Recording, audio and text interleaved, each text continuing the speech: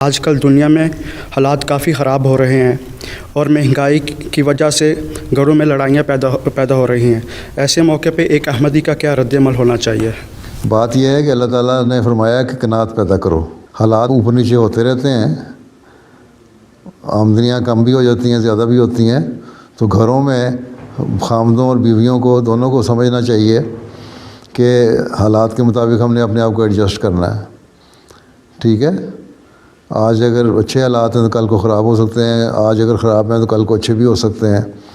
ٹھیک ہے، اس لیے اگر قناعت پیدا ہو، اللہ تعالیٰ کی شکر گزاری ہو اور تھوڑے میں گزارا کرنے کی عادت ہو، تو پھر نہ لڑائیاں ہوں گی، نہ جھگڑے ہوں گے، اور اللہ تعالیٰ کی شکر گزاری ہر حالت میں کرتے رہو گے تو اللہ تعالیٰ پھر انعامات سے نوازتا بھی رہے گا۔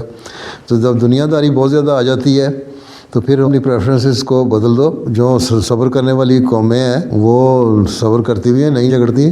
اب گھانا میں رہا ہوں، جس زمانے میں میں تھا وہاں کے اکنامک حالات بڑے برے تھے اور بعضوں کو بریڈ بھی نہیں ملتی تھی۔ ایک ڈبل روٹی لینے کے لیے لائن میں لگنا پڑتا تھا اور ایک وین آتی تھی ڈبل روٹی تقسیم کرتی تھی، اور شام کو بعض دفعہ یہ ہوتا تھا کہ سارا دن کی لائن لگنے کے بعد آدھے لوگوں کو بریڈ ملتی تھی، آدھے لوگوں کو نہیں ملتی تھی، لیکن کوئی نہیں جھگڑتا تھا، آرام سے گھر چلے جاتے تھے۔ پھر جو چھوٹا موٹا مل گیا، جو کسی نے کارن کھا لی، کسی نے کوئی اور چیز کھا لی، پینٹ کھا لیا، کسی نے یام کسابہ کھا لیا، اس طرح جو چیزیں وہاں اویلیبل ہیں، تو پیٹ بھر لیا، یا نہ بھی پیٹ بھرا تو کم از کم پانی پی کے گزارا کر لیا۔ تو یہ تو قناعت ہے۔ ایسا ایسا پھر اللہ تعالیٰ فضل کرتا ہے۔ اب اللہ تعالیٰ کے فضل سے وہاں حالات بہتر بھی ہو گئے بعد میں۔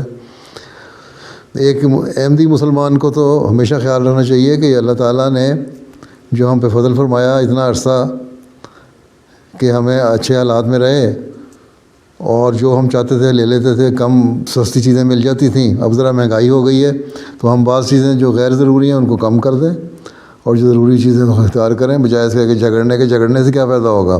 جھگڑنے کا یہ ہوگا نا، میاں بیوی لڑ پڑیں گے اور بچے تماشا دیکھیں گے، ہاں اماں ابا لڑ رہے ہیں میرے، اور اس کے بعد یہ ہوگا کہ کچھ عرصے کے بعد ماں کہے گی کہ اچھا میں تمہارے ساتھ نہیں رہ سکتی، میں خلا لے رہی ہوں۔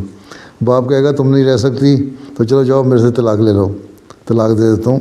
تو ان کا کیا فائدہ ہوگا؟ گھر برباد ہوں گے نا، بچوں پہ برا اثر پڑے گا۔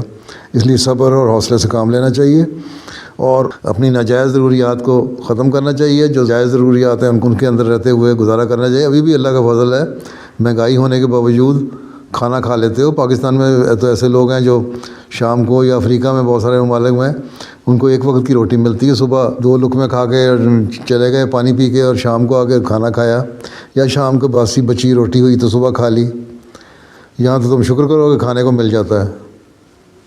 ٹھیک ہے، قناعت پیدا کرو۔ جزاک اللہ۔